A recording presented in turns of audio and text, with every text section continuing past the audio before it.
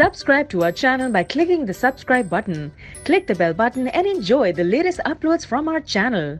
President Trump kicked off the highly anticipated NATO summit Wednesday with sharp words for the head of the alliance and Germany, using the meeting to challenge European countries over their defense spending and even agreements with Russia. Before sitting down for the first official meeting of the day, the president engaged in a testy exchange with NATO Secretary General Jens Stoltenberg.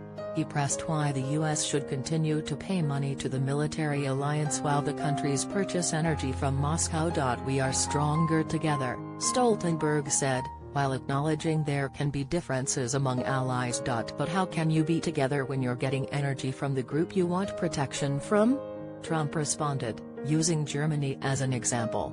Trump challenged Stoltenberg to explain why Berlin was getting energy from Russia, and asserted that Germany was totally controlled by and captive to Russia over a pipeline project. That pipeline project, Nord Stream 2 pipeline, doubles the amount of gas Russia can send directly to Germany, while sidestepping transit countries like Ukraine. The project is opposed by the US and some European Union members. "We're supposed to protect you against Russia and yet you make this deal with Russia," Trump said of Germany. "Explain that." "It can't be explained." Trump is expected to meet with NATO leaders throughout the day on Wednesday on the sidelines of the summit. Anticipation has built for weeks over how confrontational the meeting might be, given the U.S. president's complaints about trade and NATO allies' military budgets, and how the summit might compare with Trump's scheduled meeting in Finland with Russia's Vladimir Putin. That meeting has riled Democrats in Washington amid the probe over Russian meddling in the election. Senate Minority Leader Chuck Schumer tweeted Wednesday, "President Trump should not meet with President Putin alone."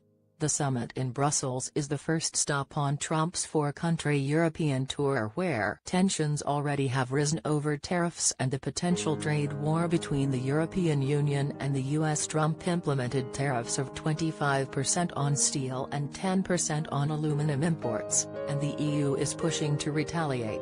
Trump also has been pressing NATO countries to fulfill their goal of spending 2% of their gross domestic products on defense by 2024.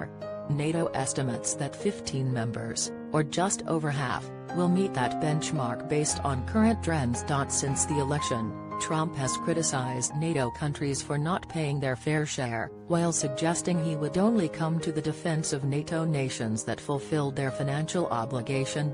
Meanwhile, the president tweeted Wednesday in support of U.S. farmers, whom he says he is always thinking about. "I am in Brussels, but always thinking about our farmers. Soybeans fell 50% from 2012 to my election. Farmers have done poorly for 15 years. Other countries' trade barriers and tariffs have been destroying their businesses." I will open, Donald J. Trump at Real Donald Trump July 11, 2018. "Things up, better than ever before, but it can't go too quickly. I am fighting for a level playing field for our farmers, and will win." Donald J. Trump at Real Donald Trump July 11, 2018. "I am in Brussels, but always thinking about our farmers. Soybeans fell 50% from 2012 to my election. Farmers have done poorly for 15 years. Other countries' trade barriers and tariffs have been destroying their businesses," Trump tweeted from Belgium. "I will open things up, better than ever before, but it can't go too quickly. I am fighting for a level playing field for our farmers, and will win." The next stop on the president's tour will be Britain, amid a tumultuous climate for Prime Minister Theresa May. May's government is in turmoil over her plans for exiting the European Union. This week, UK Foreign Minister Boris Johnson stunningly resigned amid the growing backlash over May and her handling of Britain's departure from the EU. Johnson resigned less than 24 hours after Brexit Secretary David Davis and Junior Brexit Minister Steve Baker left their posts in protest of how the government is handling Brexit. Trump suggested Tuesday that he may meet with Johnson when he gets over there.